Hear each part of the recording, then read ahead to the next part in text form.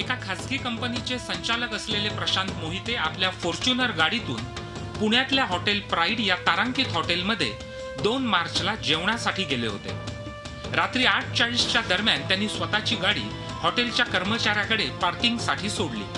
मात्र रात्री 11च्या दरम्यान जेवण उरकून ते बाहेर आले तेव्हा त्यांना धक्काच बसला, कारण त्यांची फॉर्च्युनर गाडी पार्किंग मधूनच गायब झाली होती।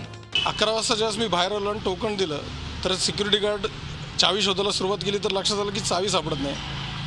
थोडा वेळ थांबा करत करत साधारणतः 1 तासापर्यंत असं लक्षात आलं की चावीच नाही आहे, म्हणून मग गाडी शोधायला सुरुवात केली। अजून अर्ध्या पाऊण तासानंतर असं लक्षात आलं की गाडीही जागेवरती नाही। नीट सगळी चौकशी केल्यानंतर पूर्ण जेव्हा विचारपूस केली की नक्की झालंय काय होतंय, तर असं लक्षात आलं की कोणीतरी गाडी आणि चावी घेऊन निघून गेलंय। हॉटेलच्या सीसीटीव्ही कॅमेऱ्यामध्ये एका संशयिताच्या हालचाली कैद झाल्या आहेत, तर गाडी चोरीला जाण्यामध्ये हॉटेलच्या कर्मचाऱ्यांचा सहभाग असल्याचा संशय प्रशांत मोहिते यांना आहे।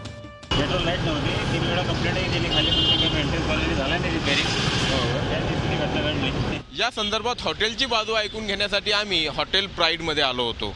या ठिकाणचे लक्ष्मीकांत जोशी नावाचे अधिकारी या विषयात बोलतील असं सांगण्यात आलं, मात्र आम्ही आलो त्यावेळी ते हॉटेलमध्ये उपस्थित नव्हते। ते आम्हाला नेमके केव्हा भेटू शकतील याविषयी देखील कोणीच सांगू शकलं नाही। गाडीच्या किमतीसह सुमारे 30 लाखांचा फटका प्रशांत मोहिते यांना एका रात्रीत बसलाय। या प्रकरणी त्यांनी शिवाजीनगर पोलीस ठाण्यामध्ये गुन्हाही दाखल केलाय।